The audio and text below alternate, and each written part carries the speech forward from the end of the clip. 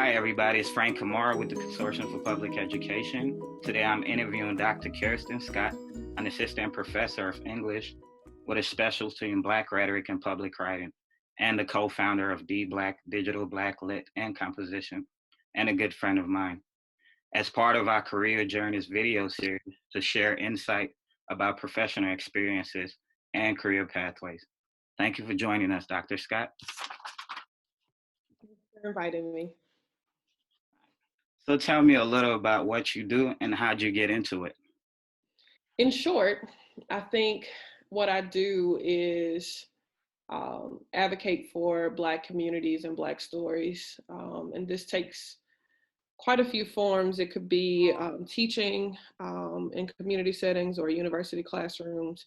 It could be researching by way of writing reports, writing articles, writing books, thinking about the ways to enhance academic scholarship and intellectual publications toward the end of representing those Black lives and communities. And it could also be by way of mentoring or program building. And what that looks like is creating activities, events, and spaces where people can gather. So I would not have been able to get the current job that I have without having a PhD, which then required having a bachelor's, not necessarily having a master's, but I do have a master's degree. So I would definitely say those three steps of pursuing higher education. Beyond that, I would say really staying connected to conversations and materials surrounding the communities and topics that I research. So that's not limited to the fields that I actually have my degrees in, which are all in English, rhetoric, and composition, but really thinking through what other people are saying about Blackness and Black communities and Black stories. So that might mean that sometimes I'm looking to a church or a radio station. Other times that might mean that I'm reading books from historians or educators or sociologists. And so there are really no limits to exactly how I prepare for the work. And I think that's the beauty of it, that there are no limits to what serves as a motivator, what serves as preparation, that my day-to-day life and conversations and interactions all inform the work that I do. Oh, thank you. So what does a typical day looks like in your field? Huh. Like pre-quarantine or post-quarantine? Uh, so I'd say, it really, as I kind of described earlier, there's so many ways to come into the work that I do. So my university position is really divided into three sectors. There's teaching, there's research, and there's service. And those, for me, very beautifully overlap. So sometimes I don't exactly know when I'm doing research versus when I'm teaching, because my research informs my teaching. For some people, it's really like static, like they know when they're researching, they know when they're teaching, and things are very separated.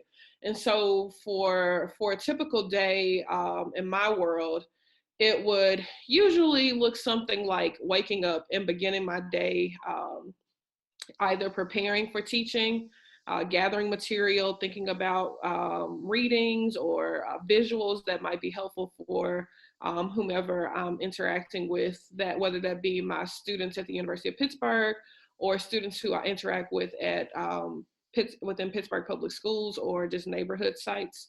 From there, I might pivot to do some work on my own projects, and that might mean reading a book. That might mean writing for a few hours. It could mean having a conversation about some things that I've either written or read, just to kind of see where my thoughts are going, where I might have questions that I had not considered. From there, I may actually go and teach, and that will usually last about an hour to an hour and a half. And I usually only do that a couple times a week. So unlike primary and secondary level educators, I don't teach every day of the week.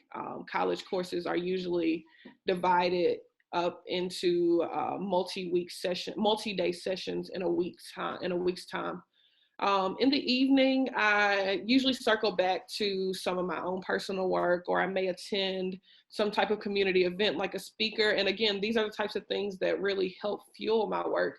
So I try to stay engaged as much as possible and connected to the communities that I serve. And then I have quite a bit of time for family time where I'm spending time with my husband and my dog, because it's really important for me to do the work that I'm doing, because the days get really long and you can get lost in the work and you can get lost in all the activities and events. And so I find great comfort in, ending my day in that way as often as possible. Well, thank you so much for sharing your experiences and thoughts with us, Dr. Scott. For more information to learn about career journey videos, please go to the Consortium for Public Education.org and check back soon for our next installment. Thank you so much, and I appreciate you for your time. Thank you.